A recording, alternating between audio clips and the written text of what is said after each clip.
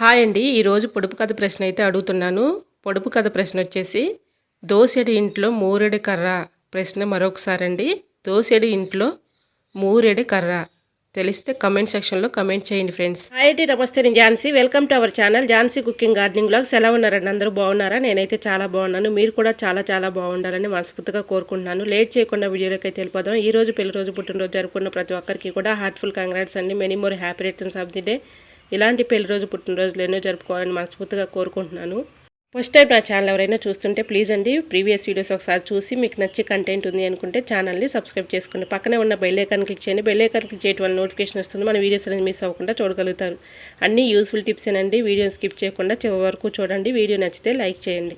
First టిప్ని అయితే తెలుసుకుందాం. First tip వచ్చేసి, మనం టీ పౌడర్ అయితే తెచ్చుకుంటూ ఉంటాం కదండి, అది బ్రాండెడా కాదా అనేది ఎలా తెలుసుకోవాలనేది ఈ టిప్ అయితే షేర్ చేస్తున్నాను. టీ పౌడర్ని చేతిలో వేసుకొని ఇలాగ ఒకసారి రబ్ చేసినట్లుగా ఇలా అనుకుంటే అది పౌడర్ లాగా అయ్యి ఉంటే టీ పౌడరు మంచిది కాదని అర్థం అండి. ఇది రవ్వలుగా ఉంది అనుకోండి, మనకి మంచి బ్రాండెడ్ది అని అర్థం అండి. సో మీకు యూజ్ అవుతుందని ఈ టిప్ అయితే షేర్ చేస్తున్నాను.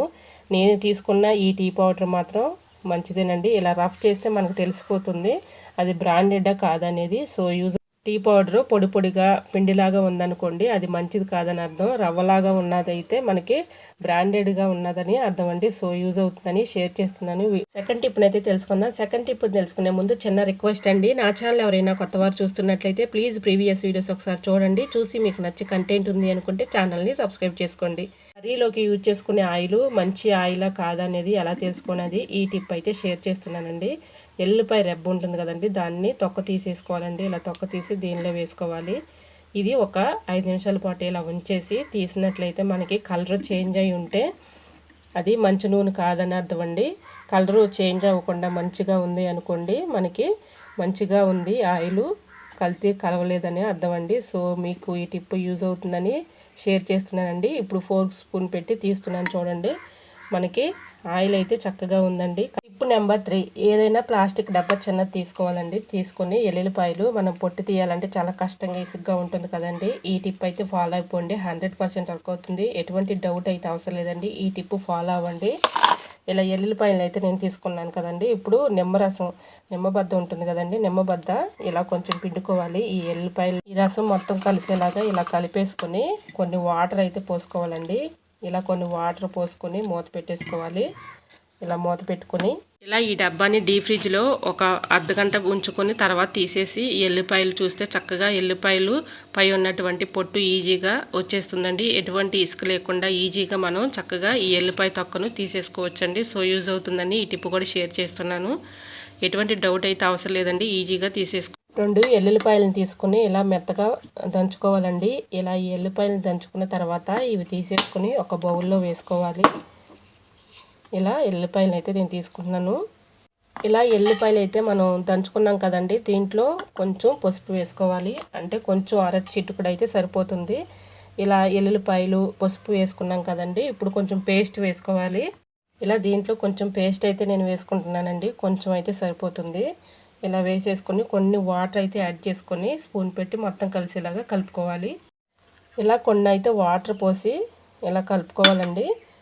ఇలా మొత్తం కూడా కలిపేసుకొని ఇది దేనికి ఉపయోగపడుతుంది అనేది చూపిస్తానండి. ఇలా మొత్తం అయితే మన స్పూన్తో కలుపుకున్నాం కదా, ఇది మనకి కాళ్ళు ఏళ్ళు కానీ చేతులు ఏళ్ళు కానీ ఒక్కొక్కసారి గోర్ల దగ్గర మనకి నల్లగా బ్లాక్ షేడ్లో అట్లా అయిపోతూ ఉంటుంది కదండి. అలా అయిపోయినప్పుడు ఇది బాగా ఉపయోగపడుతుందండి. వెల్లుల్లిపాయి అలానే కొంచెం పేస్ట్ పసుపు వేసాం కదండి, అలా ఉన్నప్పుడు చక్కగా మనం ఇలా పెట్టుకున్నాం అనుకోండి, ఆ గోరు మీద ఇలా ఇన్ఫెక్షన్ అవ్వకుండా చక్కగా పూర్తిగా రిలీఫ్ అనేది ఉంటుందండి.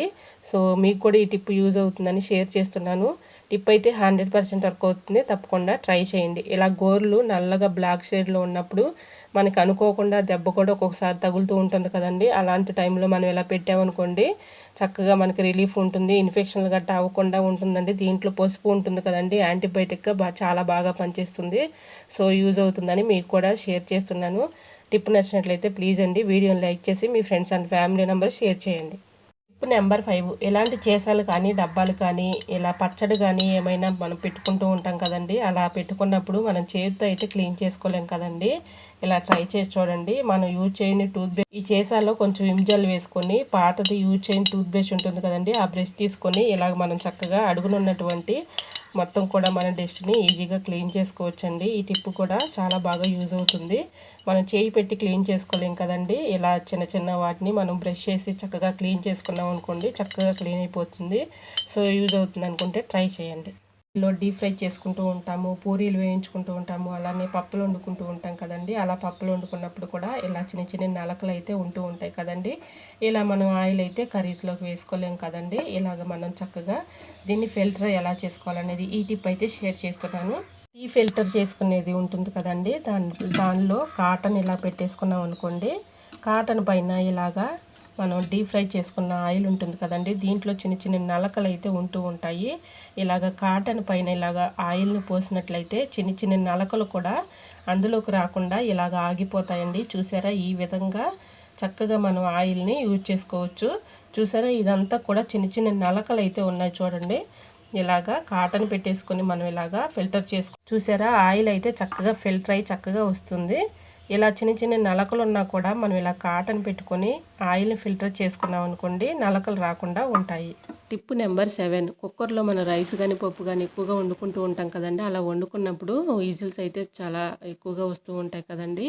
మన హడావుడిగా విజిల్ తీయాలని చాలా కంగారుగా తీస్తూ ఉంటాం. ఒక్కొక్కసారి కుక్కర్ అయితే పేలే అవకాశం కూడా ఉంటుంది కదండి. కుక్కర్ పేలకుండా ఉండాలంటే ఈ టిప్ అయితే ఫాలో అయిపోండి. మనకి ప్రెషర్ త్వరగా రావాలి అనుకుంటే ఇలాగ మనం కుక్కర్ దించిన తర్వాత తడి క్లాత్ దానిపైన ఒక 5 నిమిషాల పాటు అలా ఉంచేసి 5 నిమిషాల తర్వాత తీసేస్తే విజిల్ చక్కగా ప్రెషర్ అనేది పోతుందండి. మనం చక్కగా మన పని మనం హడావుడి లేకుండా ఈజీగా చేసుకోవచ్చు. సో ఈ టిప్ మీకు యూజ్ అవుతుందని షేర్ చేస్తున్నాను. కుక్కర్ ప్రెషర్ పోవాలి అంటే ఇలా తడి క్లాత్ ఒక 5 మినిట్స్ అలా ఉంచేసి తర్వాత తీసుకున్నట్లయితే మన పని ఈజీగా సులువుగా చేసుకోవచ్చు.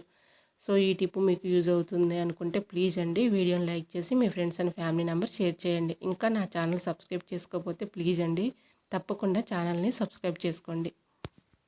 ఐ హోప్ ఈ టిప్స్ అన్నీ మీకు నచ్చాయి అనుకుంటున్నా. నచ్చితే మాత్రం ప్లీజ్ అండి వీడియోని లైక్ చేసి మీ friends and family member share చేయండి. ఇంకా నా ఛానల్ సబ్స్క్రైబ్ చేసుకోకపోతే ప్లీజ్ అండి తప్పకుండా ఛానల్ని సబ్స్క్రైబ్ చేసుకోండి. ఎలా వచ్చిందనేది కూడా ప్లీజ్ అండి కమెంట్ సెక్షన్లో మీకు ఏ టిప్ అయితే బాగా నచ్చిందో తప్పకుండా కమెంట్ చేయండి.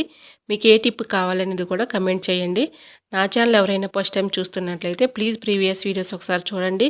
చూసి మీకు నచ్చి కంటెంట్ ఉంది అనుకుంటే ఛానల్ని సబ్స్క్రైబ్ చేసుకోండి. పక్కనే ఉన్న బెల్ ఐకాన్ క్లిక్ చేయండి. బెల్ ఐకాన్ క్లిక్ చేయడం వల్ల నోటిఫికేషన్ వస్తుంది. మన వీడియోస్ అనేది మిస్ అవ్వకుండా చూడగలుగుతారు.